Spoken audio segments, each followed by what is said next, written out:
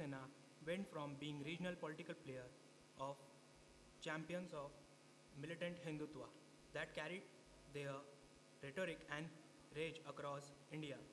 He began his journalistic career with the political news magazines Blitz in 1993, in the earlier part of which Thackeray and his organization played a key role in Mumbai riots and has since worked with Indian leading newspapers such as the Indian Express, the Asian Age, Daily News and Analysis, Midday, and Mumbai Mirror, apart from writing for a host of other publications.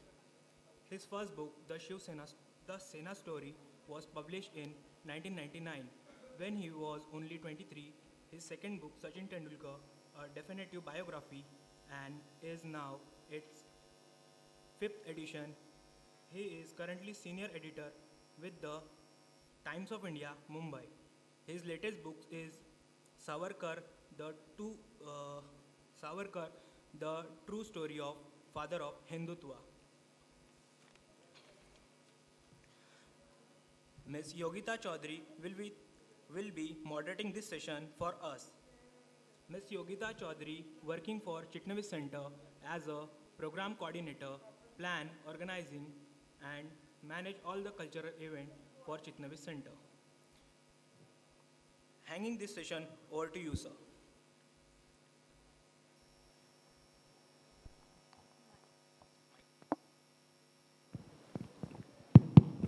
Thank you.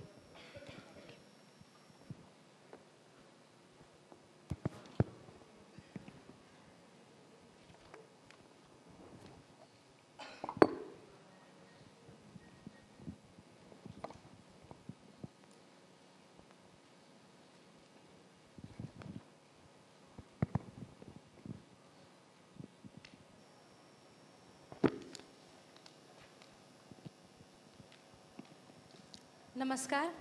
आपणा सर्वांचं स्वागत आहे orange city literature फेस्टिवलच्या शेवटच्या दिवशी. आणि वैभव sir आपलंसुद्धा एकदा पुन्हा Thank स्वागत you. करते. Thanks. वैभव सरांचं अक्षरधन खूप समृद्ध आहे.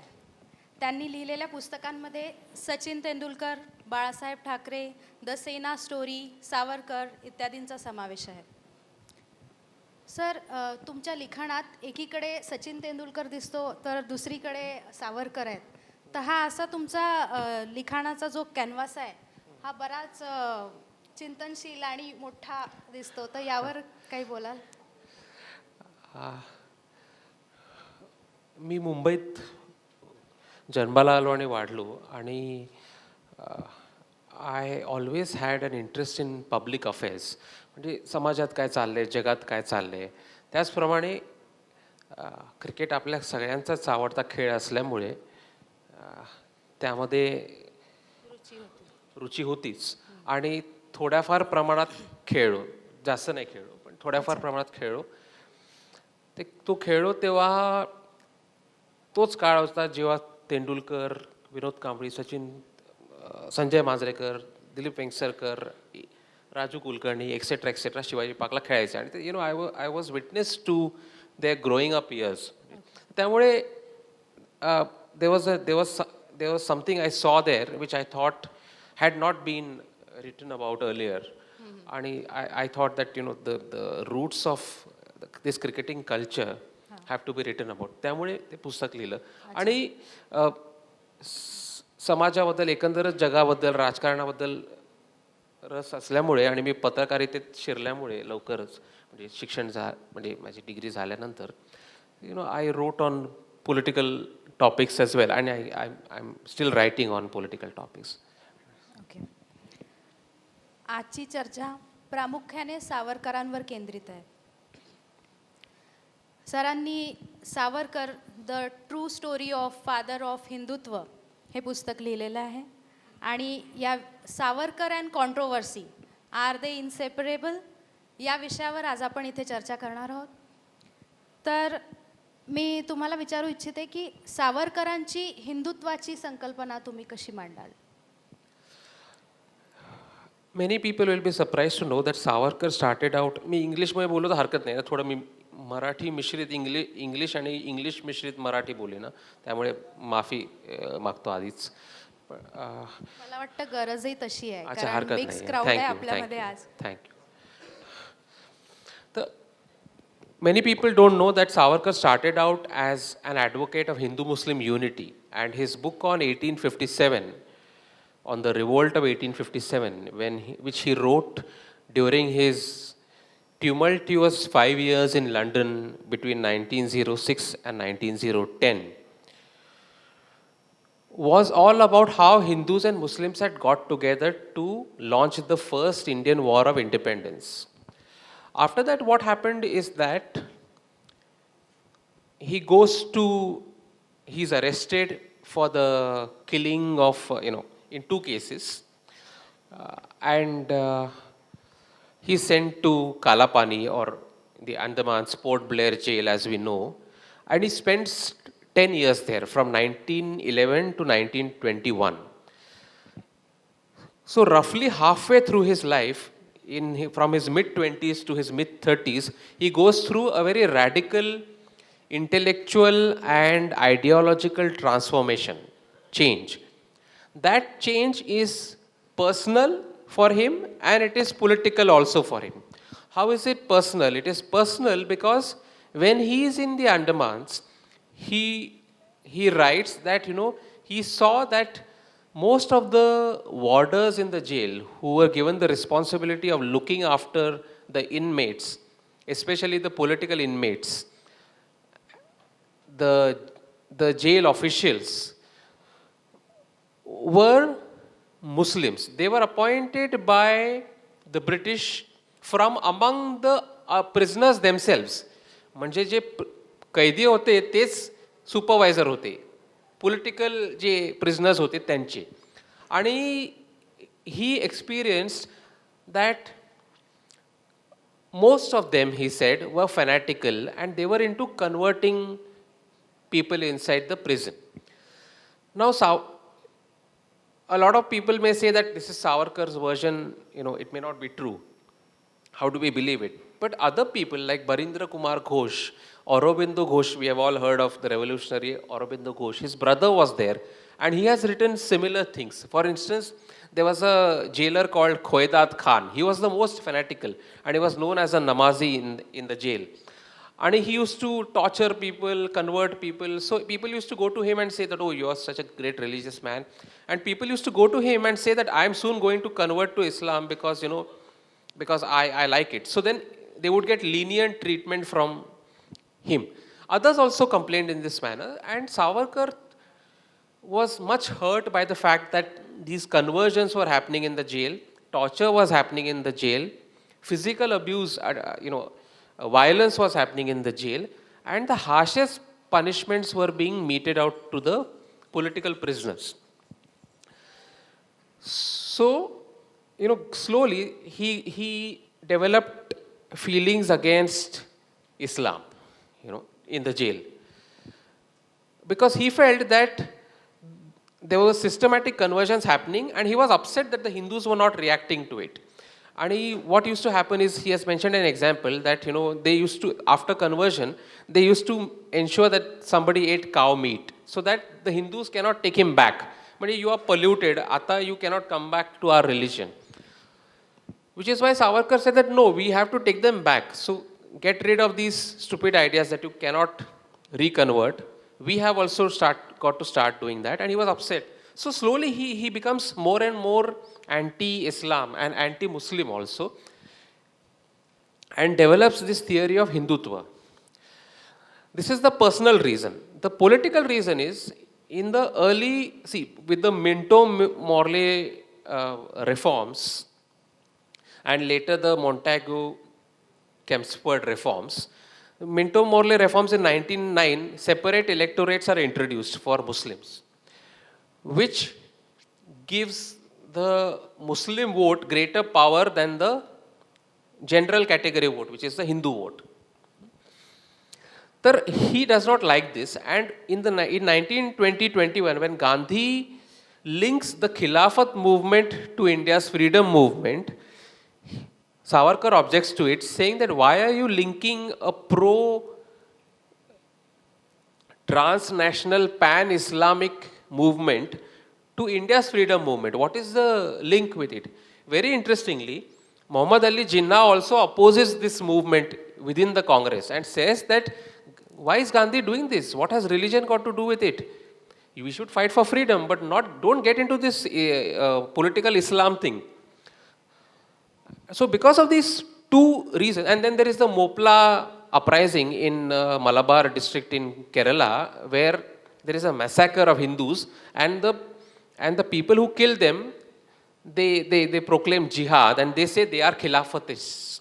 Now Turkey itself didn't want the khilafat, and Mustafa Kemal abolished it eventually. So Savarkar gets upset personally because of whatever the experiences are and what he sees in Andaman jail, and politically because of what is happening in the external environment. And he forms a theory of Hindutva which says that Hindutva is not the same as Hinduism. We are often told that it is not the same as Hinduism, but Savarkar himself has made it clear that it is not the same as Hinduism. He says that Indian nation is based on the unifying Hindu-ness of its people. He defines a Hindu who forms the basis of the Indian nation as somebody who considers India or Hindustan as its Pitrubhu and Punyabhu. So Pitrubhu, fatherland, and Punyabhu is holy land. Now he says that for Hindus, obviously this is the holy land. But he says that Muslims and Christians, many of them are patriotic, they are nationalists, they love this country. But their holy land is outside India, in Arabia or in Palestine. So when it comes to choosing between their faith and India, suppose they are asked to make a choice, they will always choose their holy land. And he said, I am not condemning them, I am just stating a matter of fact, that this is what it will happen. But by doing that, he excludes a certain category of people altogether from what he says is the unifying Hindu-ness of its people. So he says, if these people, then he again makes a distinction. He says the Khojas and the Bohras, they are patriotic, they are very patriotic. The others are a problem. Then he says that in the Andamans, the Baluchis, the Pathans and the Sindhis, they were very fanatical. But the Marathi Muslims, the Tamil Muslims and the Bengali Muslims, they are not so fanatical. They are all right. So, it's a very complicated theory that he forms, but what he does is he excludes a certain section. But this is how he comes to the conclusion that, this will have to be the basis of the Indian nation, that you will have to declare and you will have to reconvert. So he tells the Bohras and the Khojas that come back into the Hindu fold because we are a common race and all of you have in any case been converted. So your forefathers were all, belong to the Hindu faith. So come back and then, you will be part of the nation. Yeah. So असं सगळं आहे ते म्हणजे तर म्हणजे हिंदुत्वाची जी काही संकल्पना त्यांनी मांडली त्याचे रूट्स असे पर्सनल आणि पॉलिटिकल असे इकडनं आले तर बरंच क्लिअर झाला कॉन्सेप्ट या तुमच्या. I hope it is, हे इतकं प्रखर व्यक्तिमत्व सावरकरांचं तर असं ऐकण्यात आहे की अंदमानात असताना त्यांनी तत्कालीन सरकारला काही पिटिशन दिलं होतं. तर त्याचा तत्कालीन संदर्भ आणि अर्थ यावर थोडा प्रकाश टाका. तर सावरकरांवर बरीच टीका होते for having written what are known as mercy petitions to the British. आणि for that reason he has even been called a traitor, and Rahul Gandhi made a comment in a public statement that when Gandhi and Nehru were sleeping on the dirt floor of a jail, Savarkar was writing apology letters to the British.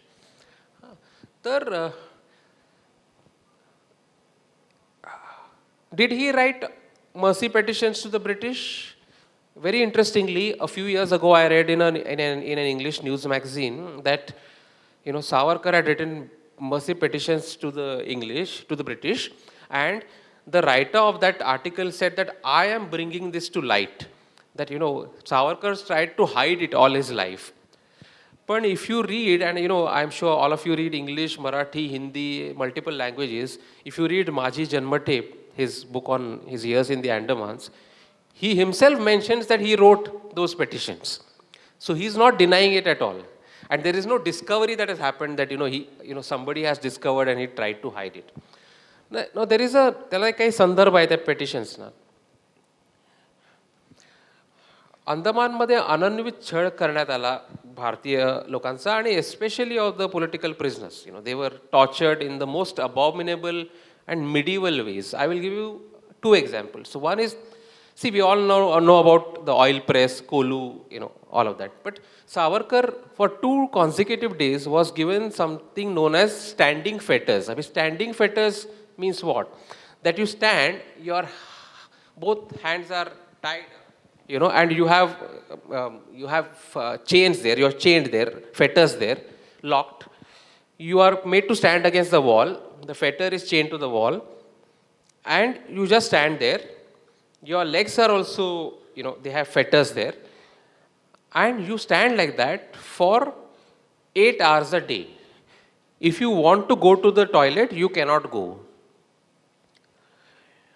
You just have to be like that. So it is a very humiliating thing, and they did it to a lot of political prisoners, and they used to soil themselves, because you have your natural, nature's call to respond to. So you have to stand in that filth all day if you pass urine or pass through. So it is the worst possible kind of humiliation. That happened to him twice for not cooperating with the British authorities. Second, he was given iron bar fetters. Iron bar fetters means all day crossbar, iron crossbar. So these are crossbar fetters. So this is like a triangular thing. It's a bar, vertical bar, and then there is a horizontal bar. And you are chained, and there is a big chain. So you cannot bend, and you just have to stand like that with your chained. And because you can't bend your back for the entire day, it becomes unbearable. Okay. So this was the kind of torture that he underwent. Number 1. Number 2 is that a lot of people say that, oh, so what if you were tortured? If you loved your country, you should have done that. It's very easy for us to say this here, because how many of us will even take a lathi charge? I don't know. Even one lathi is good enough, I think, at least for me. But, okay. So he did write those petitions under conditions of torture. Number 1 is, I think it is unfair and unwarranted to call somebody names because he wrote petitions for release under conditions of torture. Current testaments given under torture cannot be looked at as the genuine opinion of the person giving the testament. Number 2 is that he had come to the conclusion, Savarkar had come to the conclusion that, see, we must remember during 1911 and 1921, no news from the Andamans reached the Indian mainland. There were no newspapers there, nothing happened. So Savarkar had an argument with his fellow prisoners because a lot of them considered him their leader. Even Barindra Kumar Ghosh did. All the Bengali revolutionaries, they looked up to him. All these Anushilan Samiti and other leaders. And his argument was, let's write these letters, send them to the British, and let's get the hell out of here. Then we'll go to India and try and do something we can. If we die here just like that, and eventually we'll die, because the food is substandard, we are tortured, there is a lot of punishment, and we'll be useless, we'll die like mosquitoes. Don't die in vain. Let's go out, do something. We may have limitations to doing things, but still we'll lead a useful life for our society. So let's lead a useful life. That was one of the reasonings. But even if we don't believe that reasoning, let us assume that, maybe he was broken. Let us assume by the torture and he wrote that. And that maybe reasoning. So when Nani Gopal, one of the Bengali prisoners, went on a hunger strike, Savarkar for 3 days tried to convince him, don't go on a hunger strike, don't die here, because it's a waste. He didn't believe in hunger strikes, because he said that you're just wasting your life. What is the point? You stay alive and fight it out. So don't do it, don't do it. But Nani Gopal eventually, died in prison after 60 days of fasting. And we are not even taught about these things in our history books. Huh. The saddest thing is. So that was one argument, but let us assume we are not believing this argument. Now, see, when people say mercy petitions, in 1908, when Khudiram Bose hurled the first bomb and, killed some English women, 2 English women, and he wanted to kill an English official, but he killed 2 women by mistake, English women. And he and Satyendranath Bose and others were arrested in the case. Now, Satyendranath Bose and others in that case wrote mercy petitions to the court saying ki don't hang us, please release us, we are sorry for what we have done, we are asking for clemency, and we are time is over. Okay, we'll take next 10 minutes, please. We finished half an hour. But we started late at 1:35. Yeah, Then we'll why wind up have a in- session? No, I mean, we'll- you give me 15 minutes. The session was No, I'm from- sorry. I mean, I don't mean it against you. No, this It's okay. session was for half an hour, so we have So we 5 started minutes at left. we started at 1:35. So we have 5 minutes left. So what I'm saying is, Satyendranath Bose wrote a mercy petition, but we don't call him a coward or a traitor. In the 1920s, in the mid 1920s, when Ram Prasad Bismil, Sachindranath Sanyal, and the others attacked a government train in the United Provinces and they were going to be hanged, they also wrote mercy petitions saying, please release us. But fortunately, we don't call them cowards, we treat them as national heroes. So it is unfair. You can criticize Savarkar for other things if you want. Hindutva, maybe you may not agree, I may not agree with some definition of Hindutva that he had. And in fact, the RSS later made the definition of Hindutva milder because, he was straight away excluding some people, But Hedgewar, of course, was inspired by him. But so it's not fair to say coward and all that. We have to take things in context. Right. So as we are running out of time, let's quickly cover some of the rest of the questions.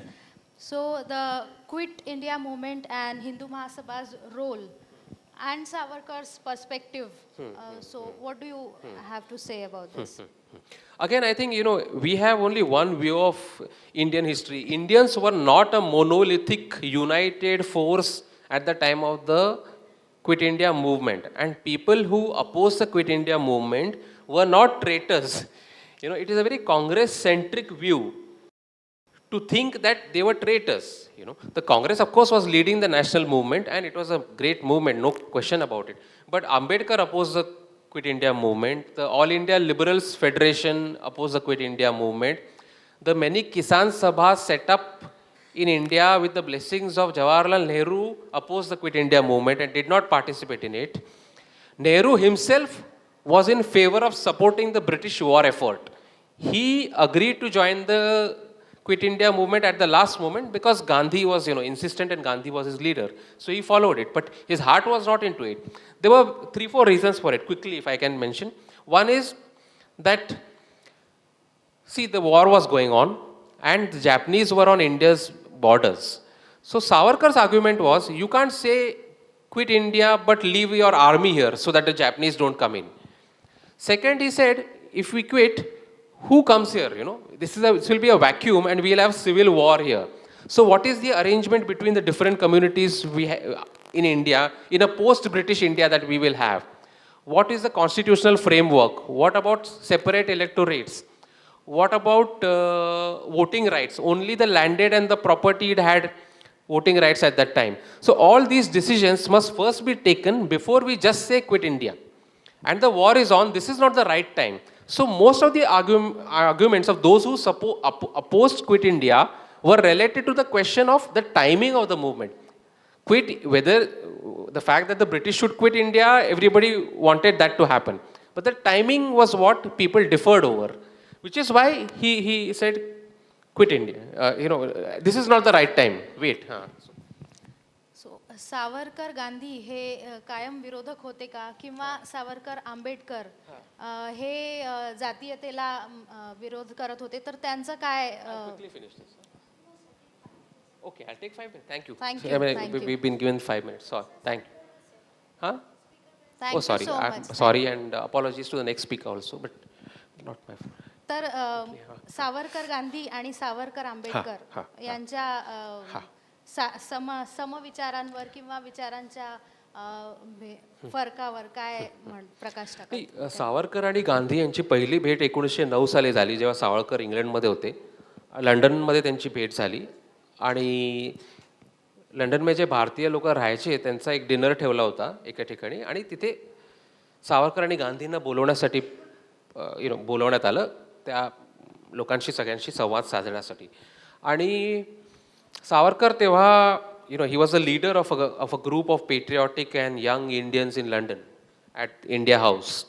आणि निरंजन पाल, Bipin Chandra Pal's son, others, many others, Asaf Ali, they were all his followers. And Gandhi knew this. So Gandhi, when he spoke before Savarkar at that function, and Gandhi gets up and says that, we have a big patriot with us here, and he's going to speak. So he pays a big tribute to Savarkar by saying that, he makes a very short speech and he says that, okay, I am not going to stand between the crowd and Mr. Savarkar, whom you have come to hear. You have not come to hear me, you've come to hear Savarkar. So, so they had mutual respect.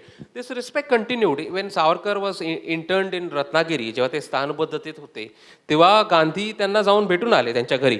तिथे त्या घरात राहत होते तेव्हा तिथे, आणि त्यांचा अर्धा तास संवाद झाला. आणि Gandhi also complimented his wife, saying this woman has suffered so much because the husband was in jail for so many years, 14 years at a stretch. आणि I salute this woman. पण त्यांचे हिंदुत्वावर फार प्रखर मतभेद झाले.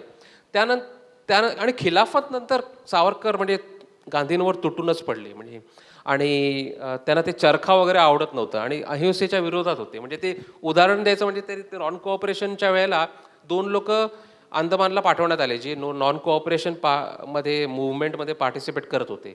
तर सावरकर म्हणाले की अरे तुम्ही जेव्हा ते आधी लपून होते, कुठेतरी क्रांतिकारी होते, लपून होते, पण ते सरेंडर्ड, कन्व्हिन्स्ड बाय गांधी की नाही आपण सत्य बोलायला पाहिजे, तर वी शुड सरेंडर, आपण काहीतरी केलंय भाऊ. तर सावरकर म्हणाले अरे तुम्ही जेव्हा लपून होता, at that time you are not cooperating, non cooperative with the British government, but when you surrendered you actually cooperated with the British government. Why did you do this? So don't take things at face value. आणि he felt more and more, especially after Swami Shraddhanand was killed in the 1920s. आणि Moplahs massacre तेव्हा झालं, तेव्हा Gandhi said that the Moplahs are brave, god fearing brothers. So he was extremely upset and he said, how can you say these things? And they are fanatics. And then Swami Shraddhanand was killed by a fanatic and he said, वो तो मेरा भाई है. Gandhi said, वो मेरा भाई है. And then खूपच विरोध वाढला. आणि त्यानंतर म्हणजे Gandhi completely swept the whole country because he was hugely popular. And Savarkar tried to be the ideological opponent of Gandhi in the freedom struggle. But he did not succeed to a great extent as a Hindu Mahasabha leader, because Gandhi had the masses with him. And Savarkar was a curious kind of person in the sense that while he spoke of uniting Hindus in the name of Hindutva, he also attacked Hinduism's rituals and superstitions. So, then it gets difficult to get mass following. Whereas Gandhi was speaking about Ram Rajya and all that. So Gandhi got, आणि तो विरोध वाढतच गेला. आणि त्यानंतर म्हणजे actually Savarkar, I mean to be fair to Gandhi, Savarkar encourage Godse and others also a lot during the 1940s. So तसंही झालं तर तो विरोध फारच राहिला. आणि कस्तुरबा गांधी गेल्यानंतर कस्तुरबा गांधींच्या नावाने एक फंड निर्माण करण्यात आला. तर त्यासाठी पैसे द्या असं एक अपील जनरली करण्यात आलं. तर सावरकर तेव्हा म्हणाले की एकही पैसा देऊ नका, कारण हे मिसयूज करतील हे पैशाला. तर त्यावेळेला गांधी ऑल्सो गॉट अपसेट. आणि तेव्हा त्यांचे the relations completely ended there. This was in I think 1944 if I am not mistaken. So that was the end. And then we know what happened. अच्छा. आणि सावरकर आंबेडकर यांचं Savarkar, Ambedkar, very interesting, quickly. Savarkar and Ambedkar had similar views on caste. Both wanted caste to be eliminated. Savarkar saw it as an obstruction to Hindu unity, but he was a genuine social reformer like Ambedkar. But Ambedkar had no interest in Hindu unity. Savarkar's opposition to caste took him in the direction of Hindu unity and Hindutva, and Ambedkar's opposition to caste took him outside the realm of Hinduism altogether, took him in the direction of Buddhism. So they traveled in very different directions. But they felt similarly, they were both very highly critical of political Islam. So if you must all read, all the youngsters here must read Ambedkar's book, Partition or the Pakistan or the Partition of India. Very, very strong views. See, if you read Savarkar's views on Hindu rituals, you will feel that Narendra Dabholkar was a very mild person, and he was in fact mild. And if you read Ambedkar on Islam and political Islam, you will feel that some of the Hindutva-vadis are mild. So, it's a very complicated thing. अच्छा. तर मला वाटतं आजच्या या सेशनमध्ये वेळेचा जरी अभाव आपल्याकडे होता तरी सुद्धा खूपशा गोष्टींवर सरांनी प्रकाश टाकला आणि बरेच कॉन्सेप्ट्स आपले क्लिअर झाले. Thank you so much. Thank you. And my apologies to these two people, because they were only doing their work. So I'm extremely sorry. Thank you so much for listening. Thank you to the audience for being with us today. Thank you.